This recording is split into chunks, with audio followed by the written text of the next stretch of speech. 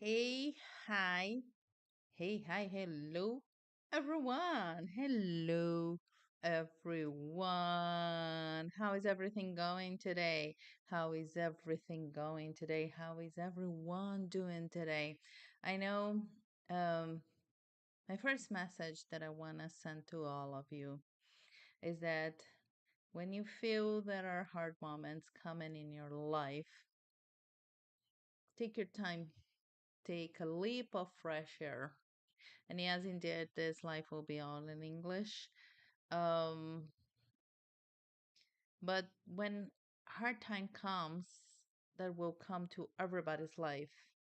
Always think that on the same hand, hard times come, good times also come too.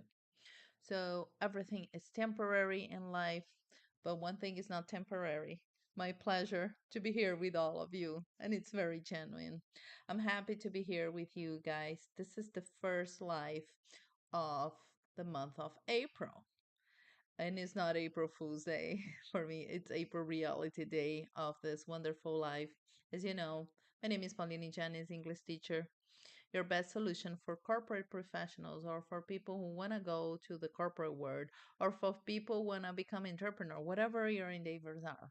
My key focus is to channel my energy and to aim that you feel good with your English. And for that, I do free lives for you, like I'm doing right now. And for me, it's a great pleasure. I do lives every Tuesdays of local time of São Paulo, where I currently live, and because Brazil is my land, it's my home, and except from the last Tuesday of the month. And the topic on hand today is how to apply resilience under pressure.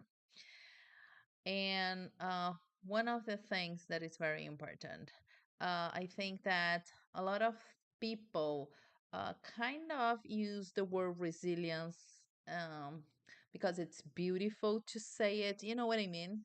No harm intended here in my comment, but I truly have a feeling that a lot of people use to the word resilience without knowing what really means. Yes. And since I read a lot, I have time to read, I have time to digest, to pass it on my knowledge to you guys. The real reason of being resilient or acting in a resilience way is to understand first yourself, also moving towards to understand your feelings and emotions, to be able to understand and cope with others as well. Again and again and again. If you don't understand what resilient is on the first place, you are using it as like you're using the word love, the word uh, wrap up, the word meeting. Resilience literally means you learn from a lesson, even if it's hard, but you experience all the feelings and emotions within it. And then after you experience and you know them, then you are capable to apply resilience with your life to your team members and people around you. Welcome to my live today on YouTube, April Fool's Day, but it's April Serious Day today. How to apply resilience at work. And, my lives, they last like up to 20 minutes. Make sure you take many notes. Make sure you join on my hotline channel on my YouTube channel, hotline channel, what I meant here, because I don't want to be misunderstood. You have like a direct channel with me on my WhatsApp. You can ask me any questions, is on my social media. But follow me on YouTube because you can see the slides that I am sharing with all of you in here. But if you prefer staying on Instagram, is fine as well. But the important thing is to understand resilience. And resilience, it's something that we need to adapt, be confident, and be emotionally detached from the feeling and emotion that popped up in your life, in your career path. That makes sense for you? So, there are two main things that I'm confident. First of all, let's understand concepts. The first one, to be resilient, to show resilience, is not that you're going to say, oh, I am resilient and that's it because I learned a lesson. No, I want to understand those two concepts that for me, it breaks down the resilience. The very first one, it's confidence. And the second one, it's insecurity. If you think about it, on the very cold side of it, they are very opposite. Confidence and insecurity. Oh, no, teacher, I don't have it. Yes, you do. We all have those feelings and emotions. Let me have a sip of water. So we all have it. The thing is that confident and write down, jot down, take a piece of paper and write this on a piece of paper, please. Confidence, it's quiet. Confidence is quiet. And insecurity, it's loud. Do you remember when you started your career path? And that was me for a short period of time. I wanted to talk, to talk, to talk, to talk, to talk during the meetings to show that I was so good at something. This is insecurity with a mix of confidence. But did you notice that a lot of people, and I want to hear your comments after this, a lot of people that are in the upper management, they are the last to speak during a meeting. Think about it. The people that are in the higher position of the pyramid or of the organization your company sits in, they are the last one to speak. And there is a theory and there is a methodology, an application behind it. Confidence is when you collect all the data, all the information from the people that works with you, for you, and to you, and then you collect all the information from them, and then you'll be silented. You will digest all the information and you will keep it to yourself to think, to sleep on that thought, and then you're going to take action. And the movement of taking action gives you the confidence to be quiet, to listen to other people's opinion. On the other hand, the insecure person, it can become confident, but with time, when you have that the peers, right, that they are like the same level as you, let's say junior analyst and another junior analyst of a specific bank, and the junior analyst A wants to speak a lot, a lot, a lot, a lot, and the junior analyst B does not speak that much. Who will showcase like a window frame that they know more? The first one, because it's speaking. However, the one that is more quiet, it's absorbing the information, perhaps because they are insecure, but at the end, who wins the race is not the insecure who is loud. Is the confident person who listens to the information, absorbs, digests it, and therefore at the end understands what is happening in their surroundings. So, first of all, wrapping this all up for the people that are here, to build your resilience, you need to first understand that confidence, it can be built throughout time, but it's more quiet because you don't have to showcase to nobody what you know, and you're absorbing information from others, and that the outcome of this will be brilliant, regardless if it's gonna be an idea of yours or from your peer and coworker, because at the end of the day, you really need to think what is the real importance of having that job done. It's for the goodness of the company. And the companies, they need people. And insecurity are people who are loud, who yell at you, but nothing is lost in here. You can still become confident when you started being insecure. If you started your pattern, if you started with a staggered amount of information of being insecure and you just want to talk, talk, talk, it's okay. One day you will realize that talking, talking, talking it makes people tired of listening to you. You're just building a more secure place to be. And then you build confidence. In other words, confidence is quiet, insecurity is loud. And those are the things that anyone can perceive.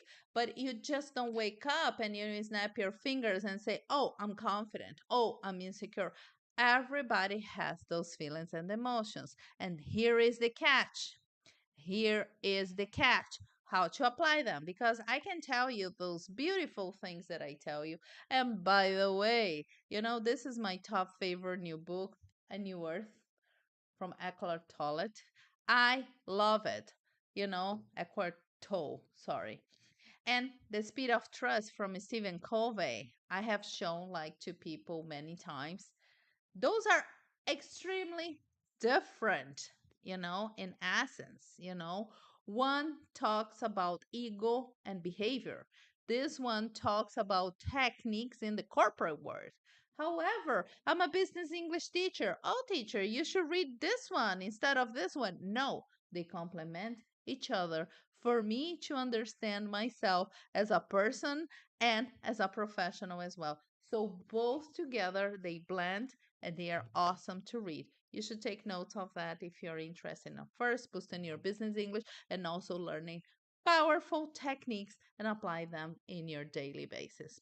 But then moving on here, I cannot wait to see you applying these two strategies within the being less insecure and more confident. Therefore, you will show resilience. The very first one is the adaptability with confidence. In other words, adaptability with confidence, it happened a lot. How many times, if you were, for instance, you were working on the credit department and you had to move from the credit department, which is very financial based, very structured, to the commercial team. You don't know the waters you're swimming in from the credit department to the commercial department. Adaptability with confidence, nothing more. It's nothing more than the theory a lot. You know what you want. You know that you will spend a certain amount of time without knowing the brand new waters you will be swimming in, but you're confident that you have to add some value to the brand new position. That's what it is. That's why I loved and I experienced that at Schlumberger Limited. That was a company that I worked before where I held three positions as an auditor, as a financial person, and as an auditor again. And this was amazing. Adaptability with confidence. I knew what I could add value to that position. And at the end, I could easily adapt throughout the process of learning and learning to be quiet when I needed to silence myself. And the number two, don't take things personally. Do not take things personally. Emotional detachment for clear thinking. Emotional detachment for clear thinking is that when you realize that your coworkers, your peers, your boss, whatever person you're talking about, they are not talking to you. They are talking to the situation to be resolved. In other words, if someone is really upset because the goals of the forecast were not met, don't take it personally that they are angry at you or they are angry with the projections or the strategies you took. They are angry with the whole process that got defeated. And you need to be able to detach from that and think, oh, that person X and Y, so and so, did not act angrily during the meeting because they wanted to be dominators. However, they wanted a solution for the problem, and you're just a birdie, a mechanism to get it on the way. In summary, here, hear me out, come here. I love to say approach here, and I love what my video makers do. Approach here. Adaptability with confidence. You know that you're going to have a process, a learning process throughout the new department you will be taking over. However, you're confident of the added value you have. The second one, which is extremely important, it was important before, it is important right now, and regardless of the advances of the AI and so forth, it will be important in the future.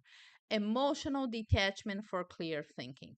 Emotional detachment, when you know if someone is angry, it's not angry at you, it's angry at the situation. And many times, catch that, get that super tip that I only give those tips to people that work for me with my products and services that are all on the link of bio. You can check all my services within the Business English in all the social medias.